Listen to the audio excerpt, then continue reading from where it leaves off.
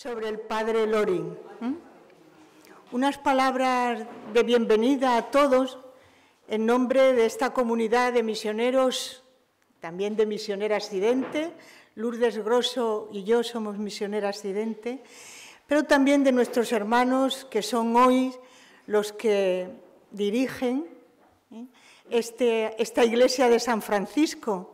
Para cualquier gaditano o gaditana es nuestra iglesia, a la iglesia que hemos venido tanto desde niños, ¿no? Toda nuestra vida. Así que la verdad que en su nombre deciros que estamos muy contentos desde septiembre del 22, si recuerdo bien, estamos en esta iglesia. Teníamos dos grandes proyectos. El primero, el que estuviera la comunidad de sacerdotes y pudiera cubrir el culto, de que nuestra iglesia no se cerrara. Pero también teníamos el proyecto, y así se lo dijimos al obispo de Cádiz, de que desde esta iglesia conventual hubiera una proyección cultural. Entonces, una vez al mes, desde todo este año, también empezamos el anterior, una vez al mes nos reunimos, sea en la sacristía, sea si hace buen tiempo en el claustro, en el magnífico claustro de esta iglesia de San Francisco, para tener o un acto musical, un concierto o un acto artístico. Han venido profesores de arte a comentar, a explicar pues, todas las obras de arte que hay en esta iglesia, bueno, presentaciones de libro. Y hoy pues, tenemos la alegría, el gozo de presentar pues, la vida que seguro que todos los que están aquí presentes conocen bien, la vida y la obra, si pudiéramos resumirla, que no la podemos resumir en una mesa redonda, del padre Jorge Loring. Vamos a tener como dos momentos dentro de esta mesa redonda. Voy a dar, aunque sé que conocerán a los que compartimos esta mesa, pero les voy a presentar muy brevemente. En la academia, en la universidad, decimos que cuanto más breve comentamos el currículum de un profesor es porque es tan eminente que no hay que decir tantas cosas. Como los que me acompañan son personas eminentes, la brevedad del currículum que voy a manifestar va a ser corta. A mi derecha, más lejana, está Lourdes Grosso, como os he dicho, es gaditana, es misionera idente, y hoy, ella es doctora en teología, pero seré breve, es la directora de la oficina de la causa de los santos en la Conferencia Episcopal Española. Todos queríamos que Lourdes estuviera esta tarde aquí, ¿no? Ella va a ser la primera que va a hablar, porque nos va a hablar de algo que a veces es difícil, o que un católico, por practicante que seamos, no conocemos. Hace muy poco estuvimos en el Casino de Madrid hablando de Isabel la Católica y la causa de la beatificación. Preside el Casino de Madrid un catedrático de historia eminente, Alfredo Alvar, y él dijo, ¿alguno de mis compañeros, nosotros decimos, alguien de la sala nos puede explicar cómo es un proceso de causa de beatificación? Y Lourdes estaba allí y yo le señalé, ella lo puede explicar. Bueno, pues ella se va a ceñir a este tema. Luego, Román Martínez del Cerro, tampoco es fácil presentarlo en Cádiz, todos sabéis que es economista. Yo creo que es un gran apóstol de dos grandes temas, uno el padre Loring, otro Garabandal, pero hoy venimos a hablar del padre Loring. Bueno, y para los que ya peinamos cana, ¿verdad? Pues decir que es hijo de don Miguel Martínez del Cerro es una preciosa y poética y magnífica tarjeta de visita. Muchos de nosotros tuvimos la suerte de ser alumnos suyos, y el padre Jesús Fernández, como don Miguel también fue profesor en Tenerife, pues sus hermanos mayores también a don Miguel le dio clase, ¿no? un gran poeta, un gran profesor de Cádiz. Y ya a mi derecha, Álex del Rosal. Álex del Rosal es un conocidísimo también periodista, editor de libros, de ediciones como esta, La Voz de Papel, donde se edita la obra del padre Loring, que, como dice un amigo mío, si queréis conocerlo, ahí tenéis el libro, hay que leerlo, antes hay que comprarlo. Bueno, y también de otra editorial que yo recuerde que se llama Libros Libres, ¿no? Cuando hay un acto en Madrid en donde hay editores selectos, yo diría esa palabra, editores selectos, que hacen ediciones pulcras y sobre todo ediciones interesantes, y yo les hablo de Álex del Rosal, todos le conocen, ¿no? Él tiene una vida muy dedicada a las cosas importantes en ese tema de religión y espiritualidad, ¿no? Bueno, pues la que os habla pues también es misionera idente, también gaditana. Yo soy profesora de filosofía y como he tenido también la dicha, el honor de conocer al padre Loring, pues después de las palabras de Lourdes, nosotros entre los tres, yo voy a moderar una mesa redonda en que, haciéndoles algunas preguntas a Román, a Álex y a mí misma, os hablemos cuál es, bueno, diríamos, el padre Loring visto desde cada uno de nosotros. Y luego, si les parece, hacemos un breve coloquio y acabamos. Pues nada más, muchas gracias y tiene la palabra Lourdes Grosso. Pues muchas gracias y es una alegría, un honor, un placer el compartir esta mesa y el poder estar en este templo de mi barrio. Cuántas veces he venido a misa aquí en San Francisco cuando era niña.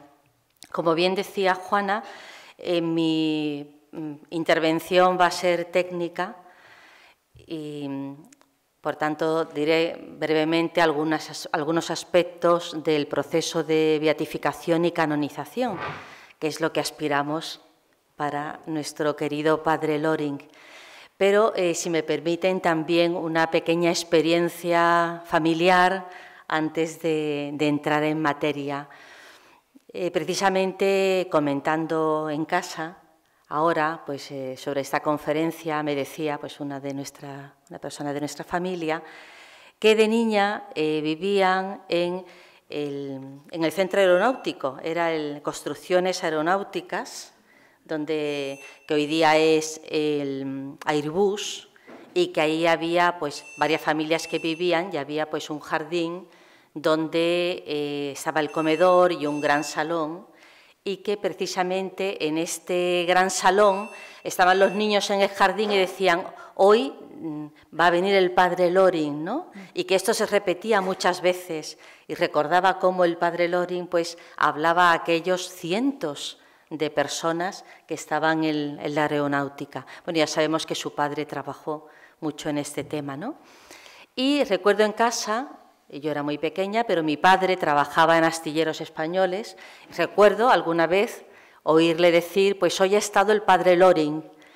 Y ya muy mayor, mi madre, que era del mismo año del padre Loring, regalarme un libro, mandarme a Roma un libro del padre Loring, porque había asistido a una conferencia pronunciada por él con la madre de mi prima. Pues habían ido las dos a esta conferencia del padre Loring y habían comprado la obra y me lo habían mandado. Bueno, ¿quién no conoce al padre Loring en Cádiz? Es realmente una personalidad de una gran relevancia, porque supo transmitir la fe con una vivencia y una viveza impresionante. Como decía, yo no voy a entrar en materia más personal sobre él, sino voy a tratar 4 aspectos muy brevemente. Primero, explicar qué significa esa expresión de los santos de la puerta de al lado, que dice el Papa Francisco, ¿no?, que se ha generalizado bastante. Segundo lugar, segundo momento, una breve referencia a la diferencia que hay entre la llamada universal a la santidad y la santidad canonizable, que son dos realidades, dos aspectos distintos de la misma realidad. Después les diré cuáles son los pasos de un itinerario para la beatificación y canonización y finalmente, ¿y nosotros qué podemos hacer para favorecer la devoción privada del Padre Loring?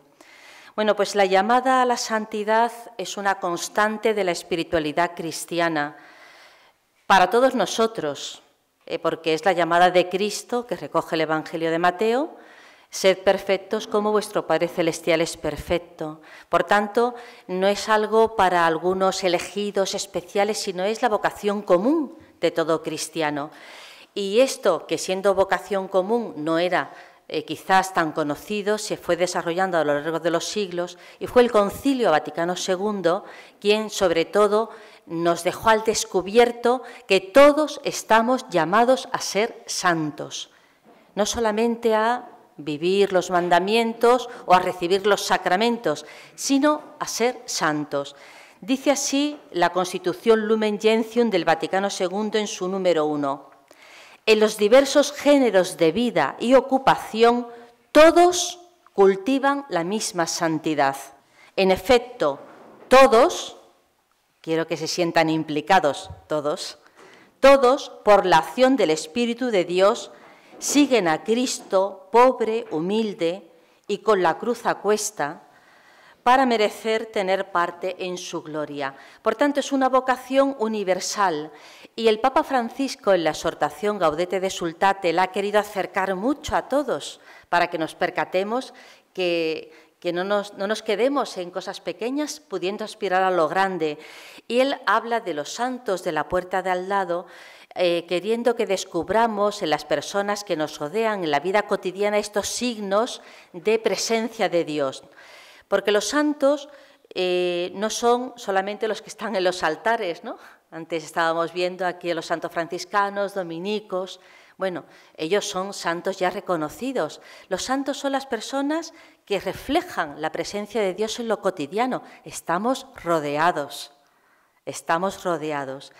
Y que se caracterizan por una vida que tiene un brillo especial, por su sacrificio, por su entrega, por su brío apostólico, por su generosidad, por la forma de transmitir el Evangelio.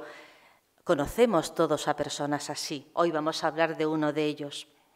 Por tanto, todos estamos llamados a esta vocación, es una vocación universal. Y algunos brillan de una forma especial. Pero la canonización no es un derecho. Corresponde a la Iglesia indicar quiénes en cada época de la historia elige la providencia divina para ponerlos como modelo. Es decir, nosotros no les robamos nada ni le añadimos nada a alguien que esté en el cielo, obviamente, y los santos son los que están en el cielo. Ahora bien, los santos canonizados son de entre la multitud infinita que hay en el cielo, pues algunas personas que la providencia quiere poner de referencia en un momento de la historia porque la necesitamos, esa referencia, para nosotros también saber cómo vivir la santidad. Este es el criterio de diferencia. Voy a leer un texto que es muy importante para los que trabajamos en esta área, de un documento maestro que es la Divinus Perfectionis Magister, que en la introducción dice así. Yo creo que en este texto queda muy claro lo que acabo de decir. La sede apostólica, que desde tiempos inmemorables escruta los signos y la voz de su Señor con la mayor reverencia y docilidad, por la importante misión de enseñar, santificar y gobernar el pueblo de Dios que le ha sido confiado, propone hombres y mujeres que sobresalen por el fulgor de la caridad y de otras virtudes evangélicas para que sean venerados e invocados, declarándoles santos y santas en acto solemne de canonización, después de haber realizado las oportunas investigaciones. Hasta aquí la cita, es decir, después de haber hecho un gran y largo proceso. El primer paso para este proceso, y paso imprescindible, primera materia de discernimiento, es la fama de santidad. Es decir, para pasar de la santidad vivida, a la que estamos todos llamados, a la santidad canonizable, hay que mostrar que esa persona tiene fama de santidad.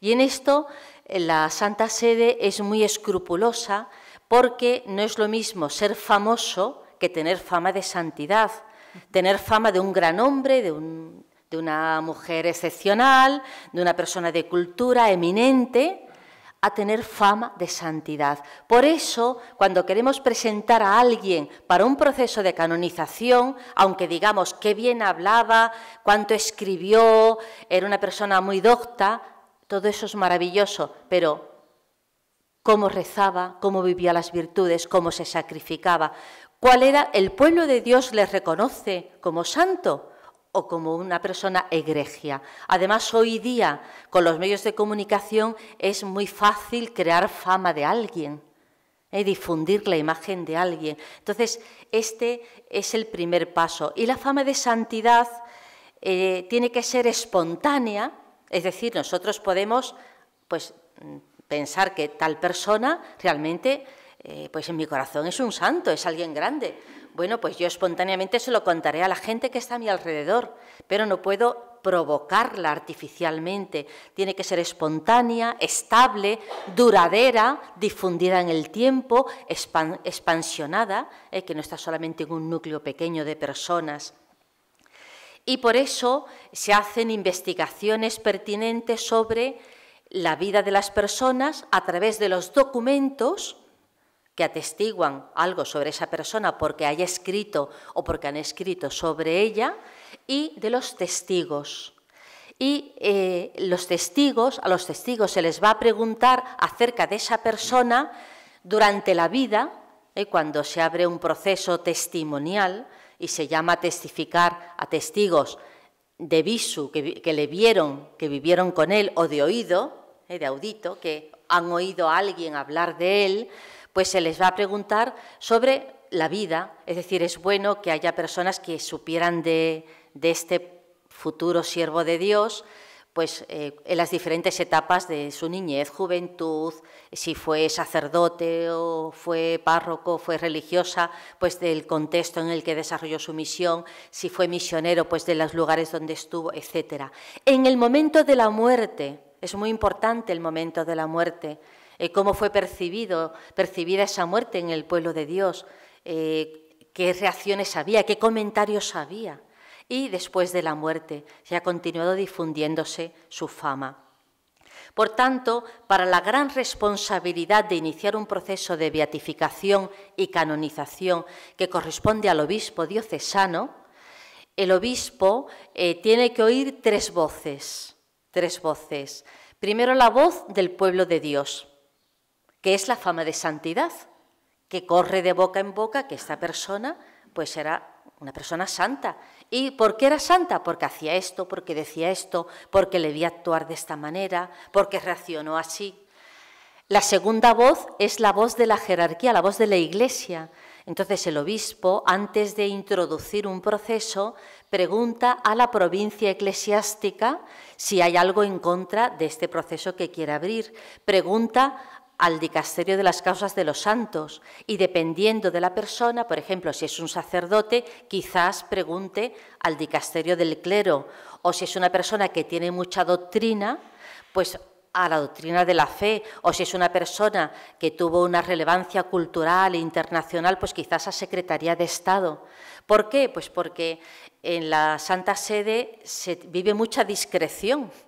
Se vive mucha discreción porque las cosas de las personas tienen que ser tuteladas y quizás hay algún expediente o algún tema sobre la persona a un determinado nivel que otras personas de un nivel inferior, por ejemplo un obispo, no conocen y no sería nada agradable que un obispo introdujera una causa de alguien y después de Secretaría de Estado le dijeran, mira, es que resulta que aquí hay un expediente y es mejor resolver este tema antes de iniciar la causa, porque podría darse, y no se aconseja para nada, que se iniciara una causa y hubiera que detenerla. Eso no. Entonces, cuando se abre, pues se aconseja que sea ya con una investigación previa importante. Y la tercera voz, que es la principal, es la voz de Dios. Porque, lo diré ahora, porque no me quiero alargar cuando hable brevemente del itinerario, para que se produzca el acto de la beatificación, tiene que haber un milagro. Y ese milagro, pues es Dios quien lo hace. Porque nosotros pedimos al siervo de Dios, le rezamos, le pedimos gracias y Él intercede ante Dios y Dios hace el milagro. Y si Dios no pone su firma, pues no hay proceso. O sea que aquí realmente es algo donde la gracia divina interviene maravillosamente. Bueno, el itinerario, muy brevemente, son, por diseñarlo, 14 pasos. El primero es la fama. Si no hay fama de santidad, no se puede abrir un proceso. Segundo, la diócesis. La diócesis donde se abre un proceso es generalmente aquella donde fallece la persona, o si esa persona ha vivido toda su vida en una diócesis pero falleció en otra, pues se pide el traspaso de competencias a la diócesis donde vivió. Generalmente se concede, lo concede la Santa Sede, pero es la diócesis la que tiene la potestad de introducir un proceso. Pero, tercer paso, para que ese proceso se introduzca, pues tiene que haber una parte actora que se llama, es decir, alguien, un grupo, que quiera que eso se lleve a cabo y que se constituya pues en asociación o que sea una congregación religiosa, ¿no? Y aquí me permito un pequeño detalle que por providencia conocimos, porque en este libro que hemos traído los 4, ¿no? Digo, yo no me traigo una carpeta hoy, me traigo el libro del Padre Loring. Pues claro, yo leí la carta del vicario judicial en la que pues dice que, bueno, que se continúe con la difusión de la fama, ¿no?, del Padre Loring, pero señala que le sorprendió al obispo cuando se le presenta la documentación para ver si conviene ya iniciar la causa o esperar. En el año 2019 dice que el señor obispo, ya se lo dirá al vicario judicial cuando le vea esto que voy a comentar ahora, ¿no?, pues le sorprendió que los jesuitas decidieran no tomar la iniciativa ni tampoco incorporarse como parte actora del proceso, siendo el Padre Loring un jesuita. Bueno, pues muy bien, derecho tienen a intervenir o no intervenir, pero providencialmente, estando en Roma en un acto, estábamos Juana y yo, y estaba el postulador general de los jesuitas. Yo, la verdad es que en ese momento no tenía en mente al Padre Loring, pero ella sí. Dice, bueno, ¿y ustedes por qué no quieren participar en la causa del Padre Loring? Y este señor, con una apertura, con nada, ningún recelo, nada en contra, y dijo, mira, es que son tantas las causas, gracias a Dios, ¿no?, de jesuitas que hay en curso, que no podemos asumirlo los jesuitas. Entonces, si hay una persona, que hay un grupo de fieles que se constituye en parte actora, que sean ellos los que la lleven a cabo, ¿no? Es decir, a mí esto, dije, pues qué providencial, porque después leí esta carta, digo, pues es una respuesta que está bien conocerla.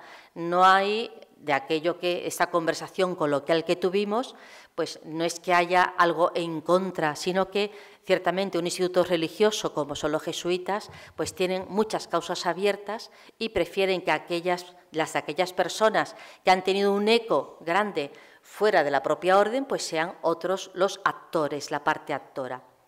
Después, cuando ya se va a poner en marcha la causa, la parte actora nombra un postulador.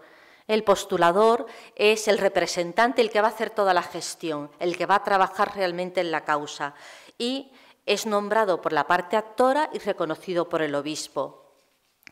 La causa llevará el nombre de la persona, ¿no? Pues cuando Dios quiera que se habla del Padre Loring, pues la causa de beatificación y canonización del Padre Jorge Loring, pues se le denominará así. Inmediatamente que se abre, se le pone un número en el dicasterio de las causas de los santos y siempre se le va a reconocer cualquier documentación, y aparte está todo perfectamente organizado a través de ese número. Empieza una fase que se llama fase diocesana, donde se recoge toda la documentación, lo que se llama el sumario documentorum, todos los documentos, y por una comisión histórica, y después todos los testigos, las declaraciones. También se habrá nombrado primero para las declaraciones, el obispo nombra un delegado, un tribunal, porque es un proceso canónico con las características que tiene el área judicial. Si bien aquí no se condena ni hay derechos de nada, simplemente es para llegar a la verdad. Entonces, nombra un delegado, un promotor de justicia y un notario, porque se levanta acta de todas y cada una de las sesiones de testigos.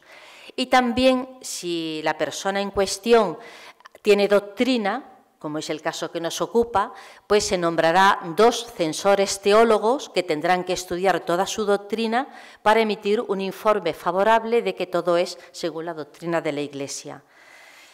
Acaba toda esta fase que lleva mucho trabajo y mucho tiempo y se recoge en cajas, porque suelen ser miles de documentos, certificados de bautismo, de estudios, de profesión, etc. Y todo eso se recoge en cajas y se lleva a Roma. En Roma te enseñan un gran salón con unas estanterías grandes y tú llegas con tus cajas y las ponen al final. Dios mío, es impresionante, ¿no?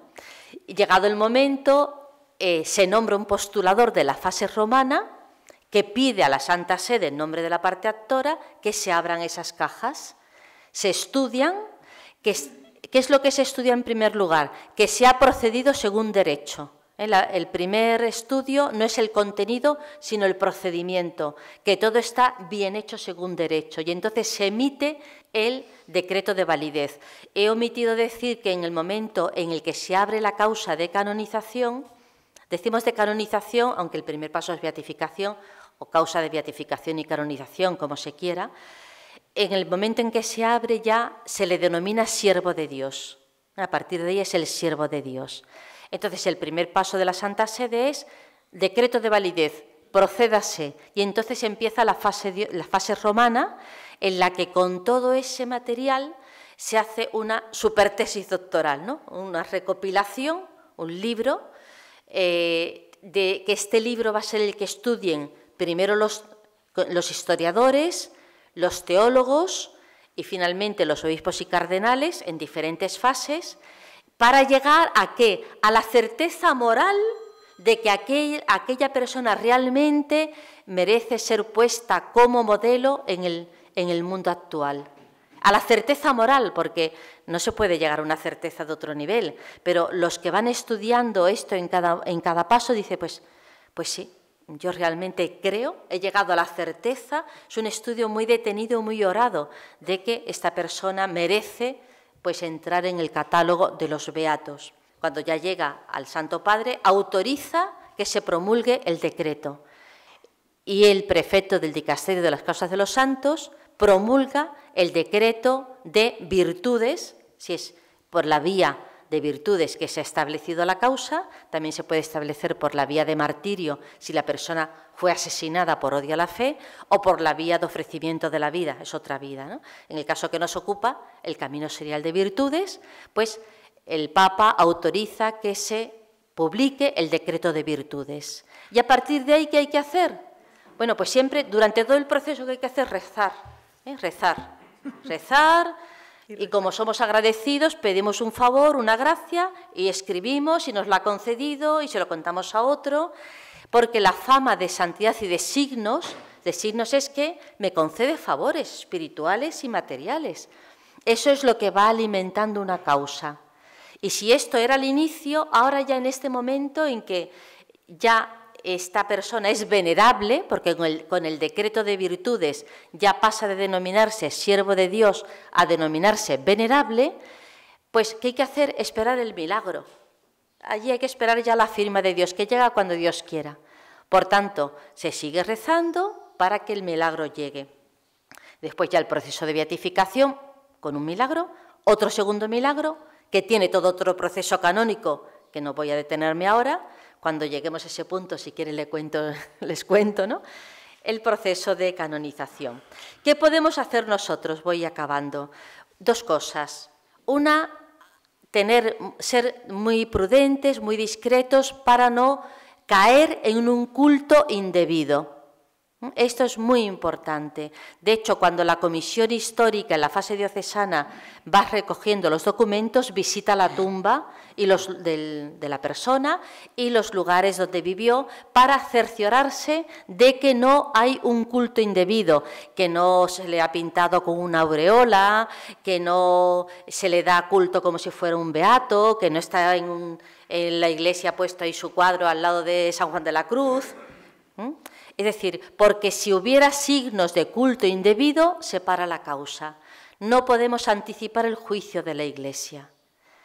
¿Pero qué podemos hacer? Pues favorecer la devoción privada, con muchísimos medios. Primero, con estampas que ya han hecho, con publicaciones, de boca a boca, ¿no? Sobre todo hoy día, pues también pues las grabaciones como en actos como este, hay pues los DVDs de promoción, de divulgación, recoger toda la información, es decir, hojas informativas, semblanzas, todo aquello que si yo amo a esta persona, si yo creo en su vida santa, pues se lo cuento a otros. Si yo les rezo, invito a otros a rezar. Si resulta que les rezo y me concede una gracia espiritual o material, pues yo lo escribo y lo envío a la postulación y le digo a otro, oye, mira, escríbelo y mándalo también tú. Es decir, difundir de boca a boca, de alma en alma, de amigo a amigo, la devoción privada, en este caso, del Padre Loring. Pues nada más, muchas gracias. Muy bien, muchas gracias. Bueno, pues muchísimas gracias a Lourdes. Hemos pasado de ser, no sé en qué grado, ignorantes, a ya saber cómo se abre un proceso de beatificación o de canonización y lo que tenemos que hacer. Bueno, pasamos ahora a hablar de los amigos. También lo era Lourdes, pero lo vamos a hacer de otra manera. ¿Cómo conocimos al Padre Loring? ¿Qué queremos decir acerca del Padre Loring? Todos, es verdad, sin habernoslo propuesto, tenemos aquí un libro que escribió Román Martínez del Cerro, García de Blanes, que es una semblanza sobre el Padre Loring, ¿no? Que es la que hemos expuesto, la tenemos ahí en la mesa. Pero cada uno de nosotros, los tres, tanto Román como Alex del Rosal, como yo misma, le hemos conocido, en el caso nuestro, en las calles de Cádiz, ¿no? Y voy a hacer 3 preguntas y entre nosotros vamos a hablar de una manera ahora menos formal, más indistintamente, ¿no? La primera pregunta es muy sencilla, ¿cómo lo conocimos? O sea, ¿cuándo recordamos nosotros? Una pregunta muy general, pero porque a lo mejor empieza por esto que ha dicho Lourdes. Conocí al Padre Loring porque de alguna manera el Padre Loring ya tenía una fama, vamos a decir ahora, de apóstol entre nosotros, ¿no? Segundo, pregunta, muy sencilla también, pero muy vivencial, ¿qué detalle personal tenemos? Que lo podemos tener, ¿no? Que lo tengo yo, que lo tiene Román, que lo tiene Alex, de nuestro conocimiento, de nuestra convivencia con el Padre Alex. Y una tercera pregunta que me parece importante, después de lo que ha dicho Lourdes, ¿qué detalle creemos importante, según nuestra vivencia del Padre Loring, que pueda postularse como una vida santa? ¿De acuerdo? 3 preguntas, empezamos por la primera. ¿Qué recuerdas tú? ¿Cómo lo conociste al Padre Loring, Román? Bueno, antes de nada quiero dar las gracias a los videntes por dejarnos este local y con el cariño con que tanto Juanita como Lourdes han demostrado el cariño que le tenían al Padre Loring. Yo me siento aquí muy en mi casa porque primero la cantidad de amigos que estoy viendo que están delante escuchándonos, pero luego es que yo precisamente nací en lo que antiguamente fue el huerto de este convento. Pues yo nací en la Plaza de Mina, que está al ladito, y era el huerto del convento de San Francisco. Ahí nació mi padre, ahí murió mi padre, y ahí nacieron muchas personas, entre ellas algunos tan famosos dentro de la ciudad como fuera, como por ejemplo Manuel de Fallas, o aquí al lado también nació en la calle Isabel la Católica, nada menos que José María Pemán por su hermano César Plemán. El padre Loring no nació en Cádiz, pero era hijo adoptivo de Cádiz. Entonces me dice Juanita que como lo conocí, lo difícil en Cádiz es no conocer al padre Loring. Al padre Loring lo conocía en Cádiz todo el mundo. Yo he ido muchos años con él por las calles y nos las iban parando constantemente y otras personas que lo conocían y no nos paraban, pero el padre Loring en Cádiz era una persona de lo más conocido que te puedes imaginar. De todas maneras, en los últimos años de su vida, y gracias precisamente al padre de Juanita, que presentó un libro aquí en la calle Ancha, sobre el cautiverio que tuvo su hijo y amigo José Manuel Sánchez Hey. En ese acto estuvo el padre Loring y en ese acto yo me ofrecí y con mi mujer para traer al padre Loring a todo lo que él ya no conducía y venía todos los días a Cádiz porque seguía confesando en Cádiz y decía misa en Cádiz. Y él estaba ya, los jesuitas se habían ido al puerto. Entonces ahí le ofrecí ser su chofer y durante los últimos 5 años de su vida pues, tuve la suerte de ser chofer diario del padre Loring.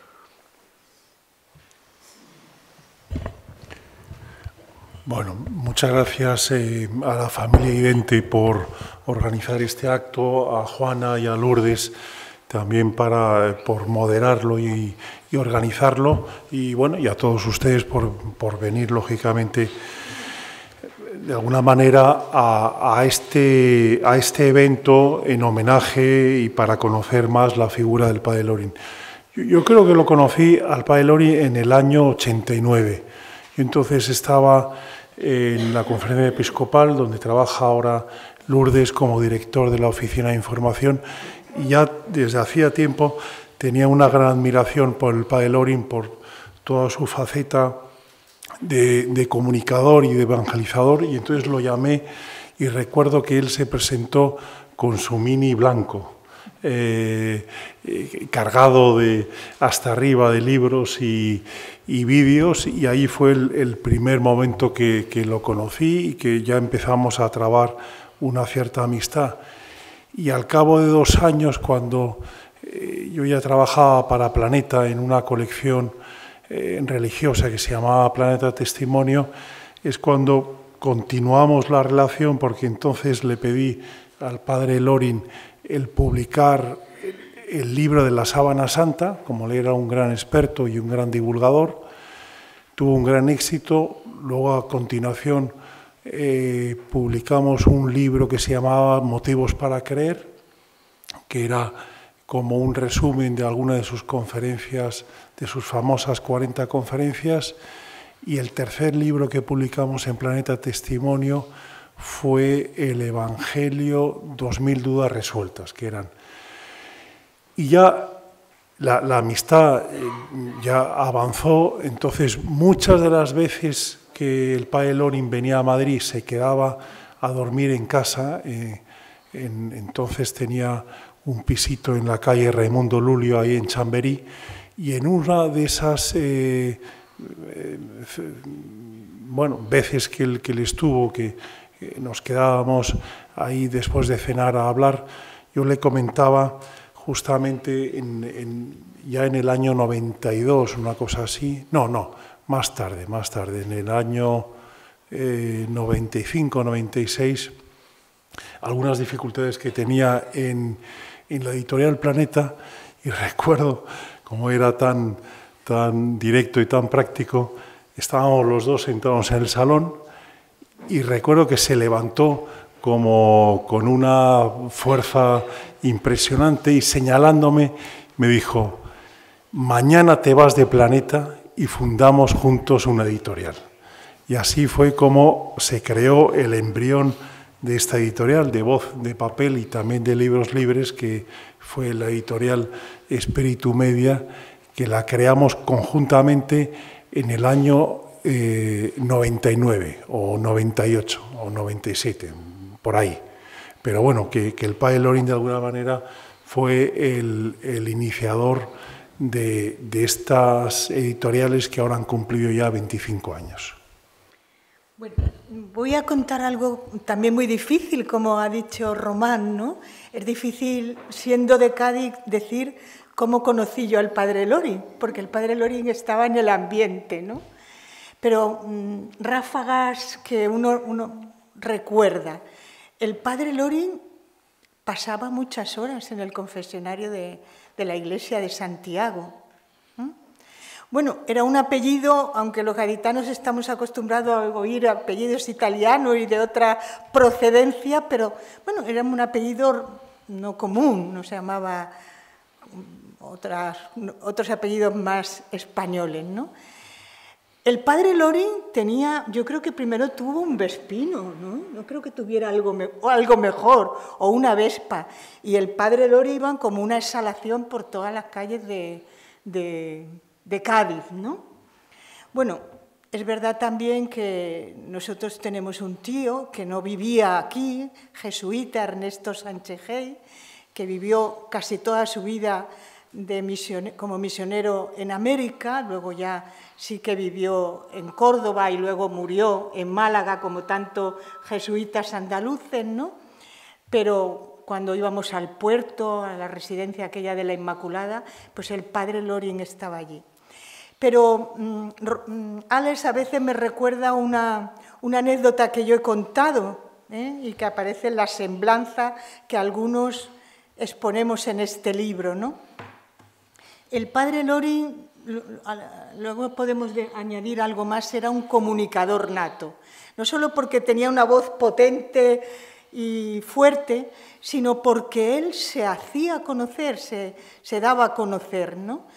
Yo nunca pensé que el padre Loring me conociera mucho, porque perteneciendo a una familia conocida de Cádiz soy la penúltima, ¿no? Y pronto fui una joven misionera que pronto me fui de Cádiz. Pero estando un día en el CEU, en aquello de católicos y vida pública, el padre Loring era capaz de traspasar las paredes para llegar a un alma. Esta es la pura verdad.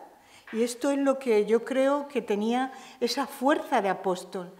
Y pegó un bocinazo en medio de un hall lleno de gente. «Sánchez Gey, ¿qué haces aquí?» Y yo pensé, anda, que si quiero pasar desapercibida, que no era mi intención, ¿no? Con un vozarrón, pero al mismo tiempo era esa voz del apóstol que te ve siempre, ¿no? Que iba por las calles de Cádiz corriendo en esa vespino, lleno de papeles, como siempre. Yo creo que buscando la mirada del otro, ¿no? Y como él era siempre un sacerdote, un jesuita, un hombre con su clériman, pues se hacía apóstol de todos, ¿no? Apóstol de las calles, ¿no? Luego, un detalle también. Una de las primeras veces que yo fui a América, ya como misionera idente, dirigimos 3 universidades en Ecuador. Fui a Ibarra y le pregunté a una de las misioneras que dirigen la universidad, ¿no? del órgano de gobierno, bueno, y en las clases de ética, ¿qué explicáis? Este era otro dato muy importante, quién era el padre Loring. Y era el año 99 o así, y me dijo, para salvarte del padre Loring. Y me quedé admirada. El padre Loring no era solo apóstol en las calles de Cádiz, todos lo sabemos, sino era un apóstol de toda América. En América le conocían, ¿no? Esta es una misionera catalana y le dije, hombre, pues qué casualidad. El padre Loring no es gaditano de nacimiento, es de familia de procedencia catalana o valenciana, no sé exactamente. La ascendencia era de Lorena, francesa, y por parte de Loring, y por parte de Miró, catalana. Catalán, ¿no? Esta era una misionera catalana, pero la sorpresa que se enseña, ¿qué libro usáis? Entre otros, me dijo, para salvarte del padre Loring. Es decir, su difusión, ¿no?, como apóstol era incansable. Hablaremos de todo esto, de cuántas ediciones tiene el padre, tiene para salvarte, ¿no? ¿Lo recordáis? Está en el libro. 2 millones, yo creo, ¿no? Sí, más o menos sobre 2 millones. 2 millones de ediciones en muchísimas lenguas, Eso sí que era verdad. He dicho que soy la sexta de 7 hermanos. ¿Qué leía mi hermana la mayor? Para salvarte, ese era un libro que estaba en casa, ¿no? O mi propio padre, ¿no? Para salvarte era un libro de espiritualidad, diríamos, de los años 60, pero en el año 99 lo vuelvo a ver en Ibarra, ¿no? Fue creciendo con el tiempo, porque todos recordamos, para salvarte, que las primeras ediciones eran en 2 colores. Una era rosa y otra era azul, era para hombres y para mujeres. Y sí, eran otros tiempos. Y luego eso fue creciendo y se convirtió en un libro, un ladrillo tremendo, que hasta se metieron algunas veces, hay alguna anécdota muy simpática, que se metieron con el padre Loring por el tamaño que había adquirido el libro, y ya la última edición, la que se hizo poco antes, el año antes de morir, que se hizo en México, eran 3 tomos. Que no está aquí esa edición porque esa edición fue en América. Pues muy bien, pasamos a la segunda pregunta, para que también, si tenemos unos minutos de preguntas por vuestra parte, algún detalle personal que queráis comentar de vuestra convivencia con el padre Loring, ¿no? Son muchos, eso es imposible. Yo, si quieres, voy a hacer una cosa, que me voy a saltar a la pregunta siguiente. Tú habías dicho detalles personales y qué es lo que ha podido quedar del padre Loring. ¿Qué es lo que hoy en día nos puede quedar del padre Loring? Y lo digo así por intentar resumirlo, por no alargarse, porque es que si me pongo a contar anécdotas del padre Loring, me llevo 2 o 3 horas y no me calla nadie, ¿eh? Entonces, como no quiero hacer esto y estamos hablando 4, voy a leer, podemos decir, los 10 puntos que yo he resumido, están muy resumidos, que creo que es lo fundamental dentro de la labor apostólica del padre Loring. El primero, yo creo que el fundamental es la fe sólida. Una fe, yo no conocía persona con una fe más sólida que el padre Loring. Esa fe estaba basada, como segundo punto, en los evangelios y en la doctrina de los papas. Él siempre decía, yo voy detrás del papa. Hay personas que quieren ir delante del papa marcándole al papa el camino. Yo no, yo voy detrás de lo que diga la doctrina católica, la de la Santa Madre Iglesia. Y esa es la que él cumplía a rajatabla. Tercero, fe razonada. Él siempre decía, el universo es obra de Dios. La fe nos la da Dios.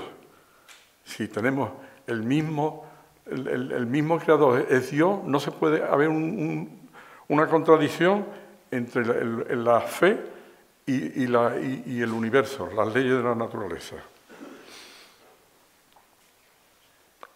Otra cosa que decir como cuarto, por la revelación y por la obra de Dios podemos conocer a Dios. O sea, nosotros, la fuente de conocimiento de Dios es porque Dios se nos revela, y se nos revela a través de la revelación directa y a través de la creación. Son las fuentes que hay. Quinto, mensaje claro, valiente,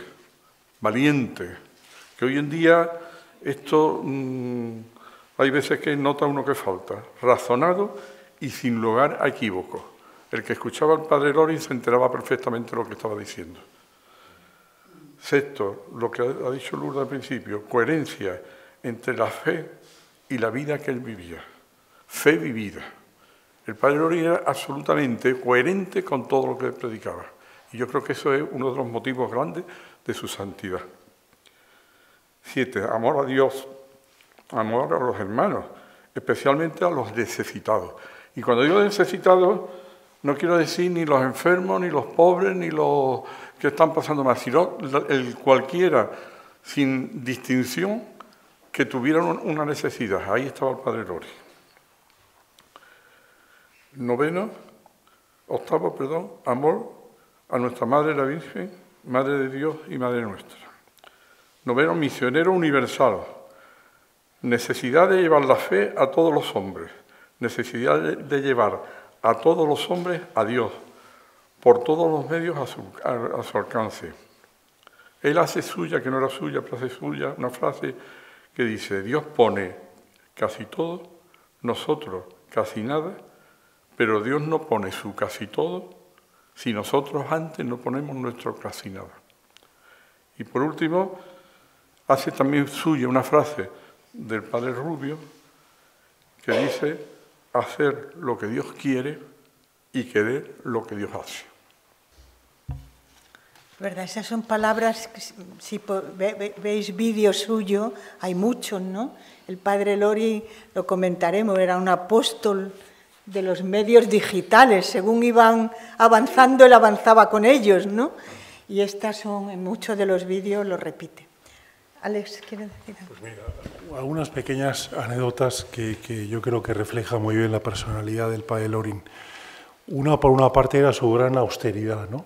Era increíble cómo verlo aquí en la oficina que tenía en la calle Arbolí, que muchas veces comía apenas un trozo de pan y una lata de atún o algo parecido, pero era de una austeridad tremenda. Luego en su habitación de Puerta de Santa María, él tenía también, no tenía ningún tipo de lujo, tenía apenas 2 radios de los años 70, y como él era tan práctico, cada radio tenía un dial fijo. En una de las radios de los aparatos tenía Radio María y otro a la cadena COPE. Y nada más, como él era un hombre de hábitos, nada más que se levantaba, ponía inmediatamente Radio María. Ya cuando se iba a asear y mientras estaba cambiando, apagaba un aparato y encendía el otro para escuchar la COPE, ¿no? Luego también es curioso porque era un hombre muy preocupado por las necesidades de la gente. Muchos de ustedes sabrán que el Para Salvarte nació por su labor pastoral en el penal de aquí de Cádiz, ¿no? Él se dio cuenta que a los presos que atendía pastoralmente, la mayoría no tenía ningún conocimiento sobre la doctrina de la Iglesia o sobre el catecismo. Esto era en los años 60, y fíjense que en aquella época no existía un catecismo de adultos, apenas estaba el Ripalda o el Astete, ¿no?, que eran catecismo de niños. Entonces él dijo: voy a intentar crear un catecismo de adultos para dar formación a estos presos. Y así es como nació el Para Salvarte. El primer Para Salvarte era de apenas unos folios que los iba fotocopiando en ciclostil, y poco a poco fue aumentando de tamaño. Luego otra anécdota muy curiosa es, ya mayor, seguía confesando en la iglesia de Santiago, pero en los últimos años de su vida el padre Lorin tenía un problema de oído importante. Y eso a la hora de la confesión era un problema, ¿no?, porque cada vez que venía un penitente, el padre Lorin le pedía que aumentara el volumen de voz, ¿no? Con lo cual el penitente se sentía un poco cohibido, ¿no?, a la hora lógicamente, de decir en alto, en voz alta, casi a gritos sus pecados. Y el padre Lorin era consciente de esa dificultad. Y entonces en su comunidad le recomendaron que comprara un sonetone. Compró uno, no funcionó, seguía oyendo mal, compró 2 y compró hasta 5 aparatos, algunos de ellos caros, pero seguía habiendo ese problema. Entonces al final el que estaba preocupado dio con la solución, que era comprar un aparato para la escucha de las aves en la naturaleza, ¿no?, de ornitología. Entonces él se enfundaba unos cascos y ponía al penitente un auricular en forma bueno, como si fuera una pequeña antena, y de esta manera el penitente podía incluso susurrar que el aparato captaba con una precisión enorme lo que tenía que decirle el penitente. O sea que el padre Lorin estaba permanentemente pendiente de acoplarse, de inculturizarse a todas las problemáticas del momento. Nos decía a Alex y a mí hace ya un año y pico, Flavia en Madrid. Bueno, quiero decir que Flavia era una señora mexicana que le organizaba podríamos decir, los viajes y las conferencias que daba todos los años, que se iba varios meses a América en distintos países. Y lo ha recorrido toda la América de habla hispana, en todos los países ha dado conferencias el padre Lorin. Y estuvo Flavia en Madrid, estuvimos en el estudio de Ale grabando unas declaraciones que las tenemos que publicar, las tenemos ahí pendientes. Y a mí me gustó mucho una anécdota que contó, que fue en una parroquia, una iglesia en México, dio una conferencia por la tarde, eso de las 6 de la tarde, era invierno, y se llenó, la conferencia se llenó. Y cuando terminó la conferencia, dice, bueno, pues yo ahora me voy me siento a confesar en el confesionario y el que quiera se puede confesar. Entonces resulta que toda la iglesia entera, que estaba abarrotada, se pusieron en cola para confesarse con el padre Lorin. Y él tranquilamente empezó a confesar, pero llegó a las 12 de la noche y la cola todavía, porque es que la iglesia estaba abarrotada y la cola estaba, seguía la cola de los penitentes que se querían confesar con el padre Lorin. Entonces el sacristán de la iglesia le dice, mire usted, que yo tengo que cerrar, que son las 12 de la noche y yo tengo que cerrar la iglesia, no podemos dejar esto. Y dice, yo mañana por la mañana tengo que venir otra vez a abrir y todo lo demás. Y claro, él veía y dice, ¿yo cómo voy a dejar a todos estos penitentes que se van a confesar, cómo los voy a dejar yo si el sacramento? No puedo. Y ya dándole vuelta, en ese momento se le ocurre, le dice a Flavia, Flavia, ¿me deja la llave de tu coche? La llave, sí. Dice, me voy a tu coche, todo el mundo a la calle, que tienen que cerrar, cola en la calle, yo me meto en el coche y sigo confesando a todo el mundo. Hasta que no se confiese el último, yo no me voy de aquí. Entonces nos contaba Flavia, ¿verdad?, que con el frío de la calle, era invierno, estuvieron hasta las tantas y el padre Lorin no dejó, no podía permitirse el dejar un penitente que se quiera confesar sin confesión. Cualquier otra persona normal hubiera dicho, bueno, pues mañana volvemos, confesamos, o lo que sea. El padre Lorin siempre llegaba a lo heroico. Y yo vuelvo a pensar que son síntomas de santidad de las personas. Muchas gracias. Voy a contar un detalle personal perdonad que entonces voy a hablar de los misioneros residentes, pero para contar el detalle personal quiero ir ahí. Me acuerdo que aquella vez que le vi en Madrid, hablamos un poquito, yo le dije que yo era misionera idente, me dice, lo sabía, Él estaba al tanto del todo. A mí siempre me ha llamado mucho la atención, ya lo han dicho tanto Román como Alex, él estaba al cabo siempre, diríamos, de lo digital, primero la fotocopia, luego, no sé si también era radioaficionado, o sea, era todo para ser mejor apóstol, ¿no? Por supuesto, es sorprendente, yo todavía cuando voy a América digo, con muchos más años que yo, el padre Lorin cruzó miles de veces el Atlántico, ¿no?, para llegar a tantos lugares de América. Sandra, que es misionera idente también de Medellín, ella dice, yo recuerdo estadios llenos, ¿no?, hablando el padre Lorin, ¿no? Pero para ir a un detalle todavía más personal, yo le hablé de los misioneros idente, luego no sé cómo él se enteró que habíamos vuelto a Cádiz, que teníamos una parroquia en Río de San Pedro, ahora están, después fue en Puerto Real y ahora la iglesia de San Francisco ya en Cádiz, y de pronto un día apareció el padre Lorin. ¿A qué? A conocernos, a visitarnos, a vernos más de cerca, ¿no? A mí siempre me ha parecido ese detalle como un hombre abierto, apóstol de Cristo, sin prejuicio de una comunidad nueva, ¿no?, que llega nueva a Cádiz, etcétera. Y tengo que decir que nosotros celebramos el aniversario de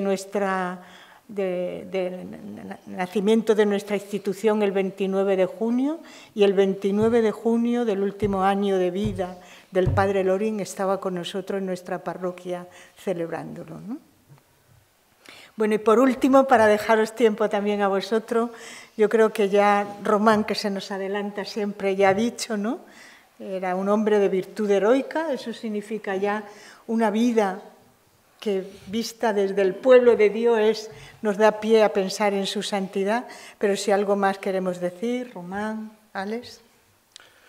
Bueno, la misma punto que habló antes Lourdes, yo le escribí al postulador general de los jesuitas en Roma. Los jesuitas tienen un postulador general que lleva todos los procesos.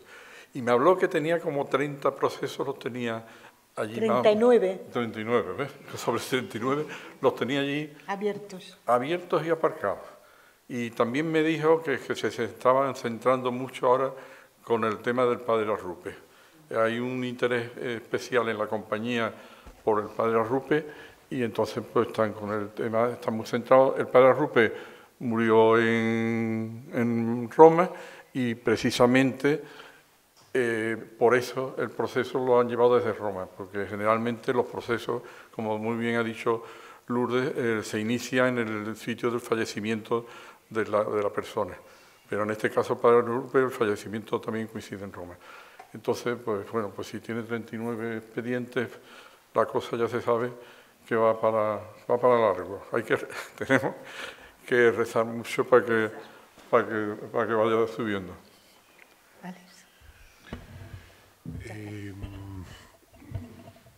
Bueno, a mí también me llama mucho la atención, bueno, el Padre Lorin, lógicamente, de todas sus virtudes humanas, pero hay una cosa que me llama la atención, que era lo práctico que era. Lo práctico y lo joven. Siendo un hombre que ya tenía 90 años, era capaz de seguir yendo a América a predicar, a dar sus conferencias, él solo, sin ningún tipo de miedos, y solo por, bueno, ya los 2 últimos años de vida ya no acudió por obediencia a su superior, que se negó en rotundo a que fuera, ¿no? Pero realmente iba a América, iba solo exclusivamente por una labor pastoral. Él decía que para ahorrar tiempo no admitía ir de turismo, cuando le invitaban, o cenar o comer fuera de las horas propiamente de los viajes que tenía que hacer. O sea, él intentaba aquilatar al máximo el tiempo. Pero ya, si me permiten, ya para terminar, a mí me hacía mucha gracia lo práctico que era. Y no sé si se acuerdan que antes de la oficina de la calle Arbolí, él alquiló una oficina en el ático del edificio más alto en aquella época de Cádiz. Y bueno, una vez que tomó posesión de la oficina, fue a preguntar al jefe de bomberos de Cádiz si, en el caso, como era tan previsor, que el edificio se incendiara y ya que no tenía escalera de incendios, si el coche, el camión de bomberos podía acceder a apagar el fuego y a mandar la escalerilla para recoger a la gente que estuviera en el último piso. Entonces el jefe de bomberos fue a inspeccionar cómo estaba la ubicación del edificio y le dijo: mire, Padre Lorin, aquí si hay un incendio va a ser imposible meter un camión, tendrá que hacer lo que pueda. Él se quedó preocupado porque ya había alquilado la oficina y después de unos días de cavilar dijo: bueno, la única manera de salvarme en el caso de que hubiera un incendio es haciendo rappel. Él entonces tenía en aquella época 73 años. preguntó aquí en Cádiz si podía aprender a hacer rappel. Y le dijeron, mira, la única posibilidad es irte a Madrid, en la ladera de la Almudena todos los fines de semana hay unas clases prácticas, y ahí fue.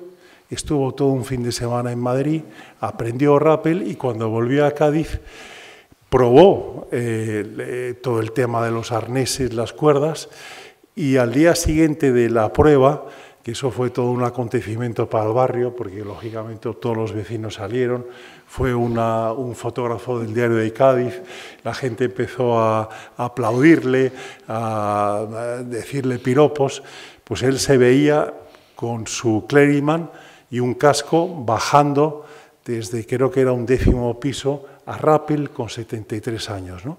Ese era el padre Lorin, desde el punto de vista práctico humano y también traspasado a la parte propiamente evangelizadora. Yo recuerdo cuando salió Internet, él se interesó mucho porque a pesar de que era un hombre mayor de edad, era joven de actitud y dijo, bueno, he escuchado que hay gente que ha aprendido a hacer bombas por Internet. A mí me gustaría evangelizar por Internet. Y él fue, yo creo que el primero en Cádiz en lograr una pasarela de pago, de venta comercial, para poder vender sus libros a todo el mundo. Y fue, yo creo que, si no el primero, el segundo en tener un portátil Apple de aquella época, Mac, justamente para poder transmitir todas sus comunicaciones. Ese era un poco el padre Lorin. Tenía humanamente, era genial. Y yo creo que eso le venía incluso genéticamente por su familia. Montserrat Miró, su madre, era una persona buenísima, que se quedó viuda porque le mataron al marido en los primeros meses de la guerra civil en Madrid, y se quedó con 8 hijos, el mayor de ellos con 15 años, que acababa de cumplir, que era el padre, todavía no lo había cumplido el día que me mataron al padre del padre Lorin. Pero el padre Lorin, por parte de Lorin, que como he dicho antes, venía de Lorena, después estuvieron en Inglaterra, luego estuvieron en Estados Unidos, en la zona de Boston, de Massachusetts, y entran en Málaga en el momento de la Revolución Industrial. El primer Lorin que llega a Málaga es Jorge Lorin Oyarzábal, que se emparentó con los Heredia, y entonces pues estaba en plena Revolución Industrial, y entraron en minas, en trenes, en el correo, en el diario, como el Correo de Andalucía, o en bancos y tal. Entonces hubo una epidemia de cólera en el año 1854 en Málaga, tremenda, y el gobierno no tenía fondos para sufragar los gastos de esa epidemia. Y fue el bisabuelo del padre Lorin el que lo pagó de su bolsillo, y entonces la reina, que era Isabel II, le concedió el título de Marqués de Casa Lorin, y el Papa Pío IX, le concedió el vizcondado de la Caridad y la Encomienda. Ese ya fue su bisabuelo. El abuelo, Manuel Lorin Heredia, lo mataron en Málaga también. O sea, mataron a su padre y a su abuelo. Fue asesinado los dos, lo mataron. Esto estamos hablando ya en la época de Alfonso XIII. En unas elecciones se presentó por el Partido Conservador de Cano del Castillo a la alcaldía de Málaga.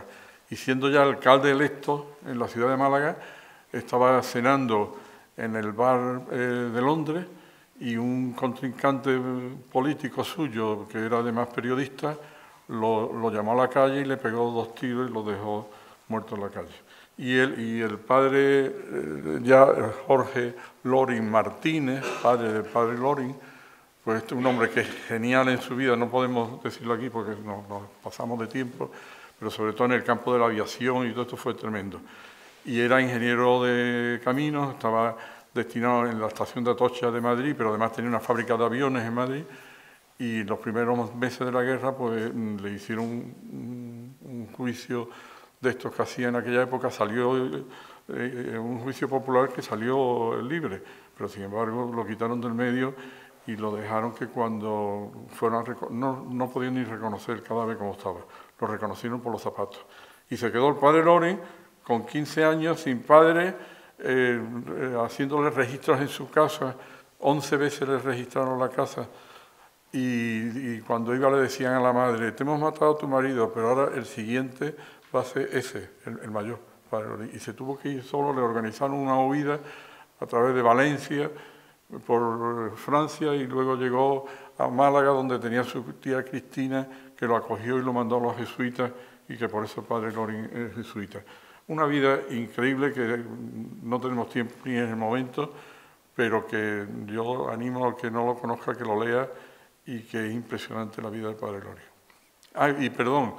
Y luego lo primero que hace es ir a dar catequesis al penal del puerto, al módulo de sangre, donde estaban los asesinos de muchos sacerdotes de la Guerra Civil. Pues muchísimas gracias. Terminamos. Yo solamente añadir a esta última pregunta, ¿qué ves tú, qué detalle de su vida que se pueda vislumbrar, ¿no?, ese proceso de vida de santidad? Yo les recomiendo leer este libro, de verdad, leer también lo que ha sido su diario, ¿no? Cuando yo cada vez que me voy creciendo me gustan más los diarios y las biografías, y es impresionante leer el diario del padre Lori, cómo después de esta vida se hace jesuita, todo lo que escribe en su noviciado, su deseo de humildad, incluso de pedir obediencia. Voy a decir una palabra muy fuerte, pero no me importa ser humillado si esto es por amor de Dios. Lo han dicho ya también Román, su austeridad, ¿no? No necesita vivir de nada para tener solamente un sentido, que era ser apóstol de Cristo. Muchas gracias a todos. Son las 10 menos 25. Si tenéis alguna pregunta, vamos a decir las preguntas y luego la respuesta. Yo he tenido la gran suerte de conocer al padre Lori mucho más de todo esto que se ha hablado aquí. Es más, algo muy importante de su vida. ¿Me oyen bien, verdad? Allí, las que no escuchábamos, ¿sí? Una parte de su vida que no está en los libros para nada, ni nada de lo que han dicho todas estas personas tan interesantes. Me ha encantado todo lo que usted ha explicado, porque de eso no sabía nada. De la vida del padre me sé todo, pero eso no lo sabía. Bueno, el padre Lori, hay una cosa muy importante, porque imaginaros la grandiosidad de su vida y de su apostolado. Bueno, pues el padre Lori no había cumplido 60 años, tenía una hernia de hiato. Bueno, yo soy enfermera, yo soy Isabel María Camúñez. Tenía una hernia de hiato y lo llevamos a operar. Yo desde la infancia he estado siempre en los jesuitas, porque tenía 2 tíos jesuitas. Y uno estuvo aquí, mi padre murió con 9 años, yo tenía 9 años cuando murió mi padre, y estaba mi tío aquí toda la vida. Después mi tío murió por Jorge Lori, como decía él. Entonces el padre Lori se opera con un gran y prestigioso cirujano de digestivo de una hernia de hiato. Termina la operación, eso era agosto del 81. No había cumplido, hasta septiembre no cumplía 60. Entonces, el padre Lori no pasaba la comida. Yo, como enfermera de la familia y de allí, pues siempre estaba allí, y no pasa, y que se nos moría el padre Lori. Entonces, un primo de él, que era médico, viene por él y le dice a mi tío, que era superior, me lo llevo a Madrid. ¿Cómo te lo va a llevar? Sí, me lo lleva a Madrid. Lo lleva a la Concepción, a la Fundación Jiménez Díaz. Y le dicen allí que eso está muerto, que para qué quiere. No, usted abra a mi primo para yo saber de qué ha muerto. Estamos en el 81, ¿eh? Fíjate cuándo murió y todo lo que ha hecho después. Entonces lo abren y, claro, ya ven cómo en la intervención quirúrgica, por una gran negligencia médica, le habían cosido el esófago al estómago. Se le habían cosido, totalmente, no había paso. Por supuesto, yo que he estado tantos años, 40 años en el hospital, los grandes cirujanos operan. En cuanto han hecho lo principal, se quitan los guantes y se van. Porque ese señor nunca pudo hacer eso, esa negligencia. Pero luego quedan los ayudantes, que son los que terminan la operación. Bueno, pues tenía necrosado todo el esófago. Entonces le ponen el estómago, la faringe, le une. Con lo cual, bueno, una infección tremenda, unas fiebres tremendas, y él, cuando ya se encontraba él, imaginaros Padre Lori con 59 años, cuando él se encuentra que se está mejorando, pero tenía fiebre, mantenía la fiebre, una picaresca de él, que quiero que también lo sepan, porque tenía su pícaro y era muy simpático. Entonces, ¿qué hace él con su hermana Cristina? Ahí está, espérate, la hermana, ¿cómo se llama Mercedes. la hermana? No, la hermana la que vivía, la que no es la monja. Carmina. Carmina. Entonces, estaba con él su hermana Carmina. Entonces, ¿qué hace? Le dice el médico, no, mientras haya fiebre, no se da de alta. Y el pícaro de él cogió el termómetro, se lo puso del revés. No tenía fiebre, claro, y le dieron el alta. Y se vino a Córdoba. Se vino a Córdoba con su hermana Carmina, hasta que ya se mejoró y se vino para acá. ¿Qué le pasó al Padre Lori? Que desde ese año, con sus 59 años, tenía el estómago en la faringe, con incontables, porque han sido incontables las infecciones pulmonares por paso del alimento. Luego él, desde entonces, él dormía sentado, él no podía dormir acostado, reflujos continuamente. Así, fue un enfermo toda su vida. Imaginaros lo que es desde los 60 años hasta que murió, todo lo que hizo él, enfermo. Entonces, él dormía sentado, cenaba a las 7 de la tarde, así, que no totalmente algunas cosas que dijeron ustedes que comía, de atún y eso. Él hacía una cosa mal, es que él no podía tomar carbónicos, le gustaba la Coca-Cola. Entonces yo le llevaba las patatas fritas, le gustaban, y ahí en Arbolí, pues, porque Arbolí, yo era la que estaba con él. También fui su peluquera, ¿eh? Yo tengo todavía todo en mi casa, la tijera. Yo no había sido peluquera nunca, pero fui la peluquera de él. Y además, él no podía perder tiempo. Eso no se sabe aquí. El Padre Lori jamás pierde tiempo. Entonces era trabajar en el ordenador y yo como podía, pues le iba pelando. Y sí, porque era catalán, y como catalán del puño cerrado. Pero para él mucha pobreza, ¿eh? Porque, vamos, voy a contar dos cosas nada más. Lo llamaron de la zarzuela y me dice, mira, me han llamado de la zarzuela porque la reina, cuando le interesaba un tema, buscaba en España quién sabía más. Y como le dijeron que era de la Sábana Santa, le dijeron que el padre Jorge Lori, dice, me han llamado porque vaya a la zarzuela. Digo, qué bueno, ¿no? Le habrá dicho que sí. No, tengo que consultarlo con mi superior. Es que era... Bueno, si yo quería algo que no podía conseguir, se lo decía a su superior, porque eso iba...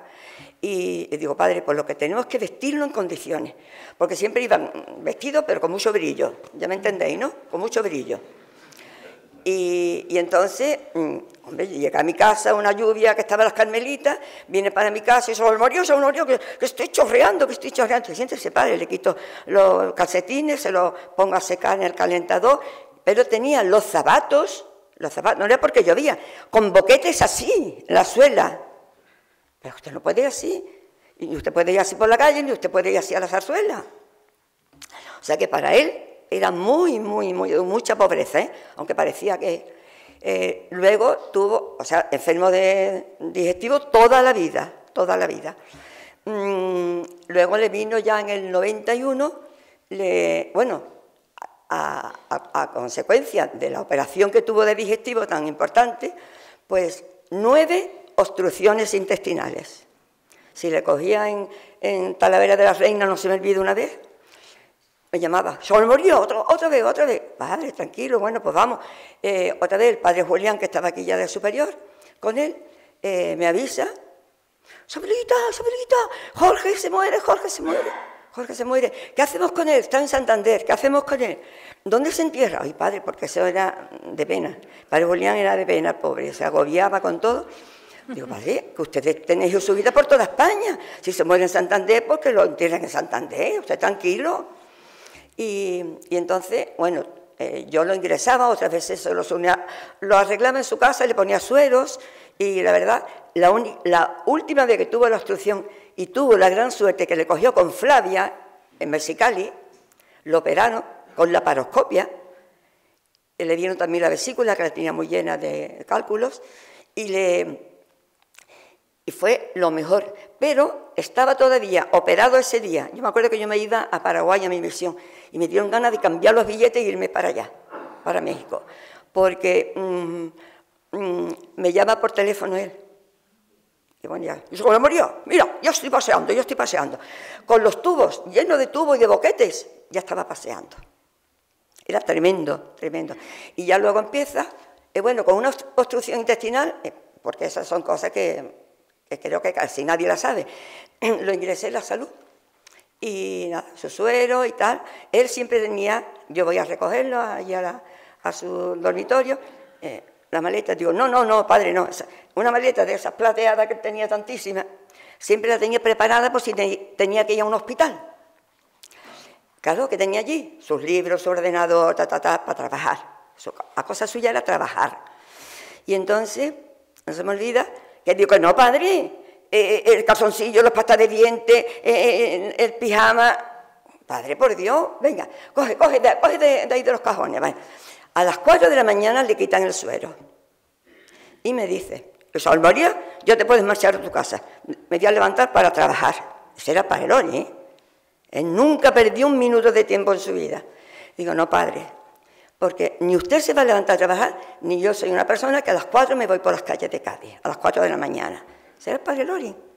Y luego ya en el 91, vamos para abreviar porque así no tantos años enfermo, en el 91 empezó con el carcinoma vasocelular del cuero cabelludo. Sí. 3 intervenciones, aquí 2, con 2 injertos, fracasado. Yo le lavaba, yo le curaba, era simpático él. Me decía, Sol María, eres como tu santa, que le lavaba la cabeza a los tiñosos. Era simpático. Digo, no, padre, porque ni usted es tiñoso ni yo soy santa. Claro. Y entonces, ya la tercera intervención, bueno, ya lo llevamos a... El catedrático de Derma de Sevilla, había sido antiguo alumno de ellos. Y entonces lo llevamos a Sevilla, se operó en Sevilla, eso fue... Yo siempre he estado en quirófano con él. Y eso fue... Vamos, esa operación cualquiera no la aguanta, porque eso, el cuero cabelludo era como la piel de un balón de reglamento. Era tremendo, todo se lo... Y entonces, pero estaba ya en la habitación, dormido de la anestesia, abría los ojos. Sol María, estás perdiendo el tiempo. Vale, márchate. Fueron 2 jesuitas, entre ellos Gerardo Bravo, a verlo. Eso era perder el tiempo. Oye, que hay ¿y qué pasa con visitar a los enfermos? Es que él no perdía tiempo. Yo le decía muchas veces, padre, ¿usted tuvo alguna hija por ahí ilegítima, escondida? Porque me parecía mucho a él en muchas cosas. Yo era muy rápida, ahora no, ahora voy con un carrito, pero yo era muy rápida como él. Yo todo lo guardo, todos los papelitos los guardo, él siempre todo lo reciclaba. O sea que él tenía una pobreza muy grande. Que parece que el padre Lori, que manejaba mucho porque vendía muchos libros, no. El padre Lori tiene una pobreza muy grande, aunque fuera catalán, que me perdonen si hay algún catalán por aquí. Pero sí, bueno, sí, claro, él buscaba los medios para poder hacer tantos millones de libros y así. Y luego yo no quiero entreteneros más porque tengo anécdotas de él, montones de anécdotas. Y la verdad que es una parte de la vida del padre Lori, que aquí no se habla, porque nada más que se habla para salvarte de la espiritualidad de él, y no se habla que ese hombre estuvo toda su vida muy enfermo. Yo lo llevaba a la clínica por obstrucción intestinal, claro, te hacen el chequeo, que tiene una neumonía tremenda, que no sé qué, claro, pero era por aspiración de alimentos, que pasaba a pulmón. Entonces fue un enfermo toda su vida, desde los 59 años, y murió con, 90, ¿cierto? ¿Hasta cuándo? Al final se lo llevó el tema de... Bueno, tenía mucha edad, pero el tema... Bueno, se fue una vez, todos los años, se iba a América a predicar, y tenía ya un carcinoma pequeñito, y le mandó a Flavia, que él se iba todo para que lo curara todos los días, lo que había que ponerle. Cuando vuelve, pues se tiraba 3 meses como mínimo en América, y Sol María, me llevé una avellana y vengo con una nuez. Las cosas de él. Claro, hubo que hacerle un injerto grande y una intervención grande. Y yo, el señor no se acuerda de mí, pero usted estuvo en mi casa. ¿Se acuerda? Y de entonces tenía yo un poquito así Y me refiero ya lo que yo diría de él, porque él me decía que el que la había operado, vamos, es que es un mártir también, porque el que lo operó, él me decía, desde que lo operaron, digo, padre, es que una negligencia es lo que le han hecho. Sí, pero es mi amigo y yo lo perdono, es mi amigo y lo perdono. Él siempre perdonó a esa persona. Y hay que tener mérito para eso, porque es que fue... Entonces yo diría, por terminar de una forma, y bueno, sí, me llevaba a Sevilla en el coche a 100 y pico. Padre, bueno, una vez lo dejé solo, me volví en el autobús. Padre, no te preocupes, yo tengo de los primeros detectores de radar, lo traía él de América. No, yo tengo ahí, si hay policía me va a avisar. Y le digo, porque yo tengo las respuestas rápidas, le digo, padre, ¿y eso? Usted está infringiendo la ley, atentando su vida, la mía y la de los demás. ¿Eso no viene en letras negritas para salvarte? Eso sí, ¿eso lo permite para salvarte? Y una vez lo dejé en Sevilla y me vine en autobús. Sí. En fin, bueno, pero teníamos mucha confianza.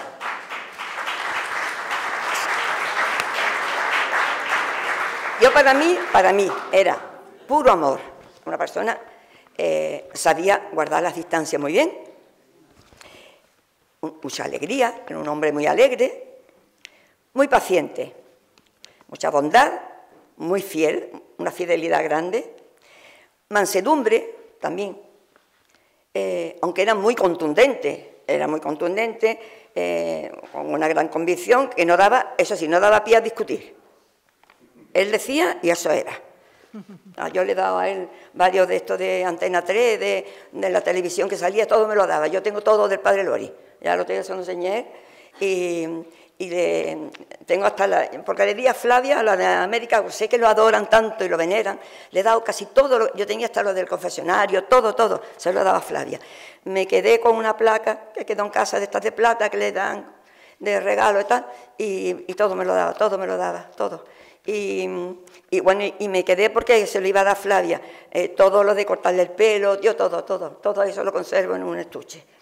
Y entonces eso no daba lugar a discutir, eso estaba claro, era contundente. Y bueno, y eso sí, a todo el mundo le daba los buenos días, al barrendero, a todo el mundo, aunque no conociera a nadie. Él saludaba a todo el mundo, siempre haciendo el bien. Para mí, un sacerdote excepcional, un santo. Pero, señora, eso, porque hay algún santo que fue por la vía rápida, uno, y nada más, porque hay grandes santos que todavía están esperando siglos. Entonces, eso es muy, muy lento, vamos, que no vamos a estar nosotros aquí ninguno para vivir eso, la santidad, pero que es un santo, es santo. Ahora hoy me ha entrado a mí una cosita que, lo que hablamos, de las estampas, yo tengo muchas enfermedades encima y gordas, entre otras cosas tengo lo mismo que él, pero me habían comentado él, mira por dónde, porque yo creo que me hará caso, ¿no? Claro. Que desde los 59 años, yo soy su enfermera, hasta que se fue a Málaga para morirse, pues ya me dirá. Y yo sí he tenido las cenizas de él en mis manos, que no dejan entrar a nadie donde él está.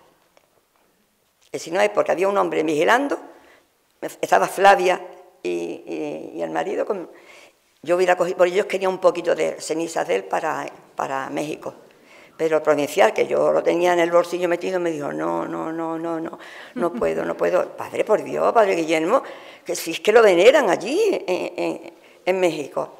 Y tengo fotos con las cenizas, bueno, porque estaban también los restos de mis tíos y eso allí en el puerto. Así que, bueno, no digo más porque yo hablaría muchísimo de Padre Loren, de esa faceta, que eso no se toca, nada más que se habla de su espiritualidad, de sus libros, pues sí, pero hay una parte humana que es muy importante, que fue una persona muy enferma toda su vida, y dormir sentado, y tomarse pastillas, y puedo tomar más pastillas, con los reflujos que tenía tan malos, pobrecito. Él sufrió mucho, desde sus 59 años, así. Pues muchas gracias a Isabel y a todos.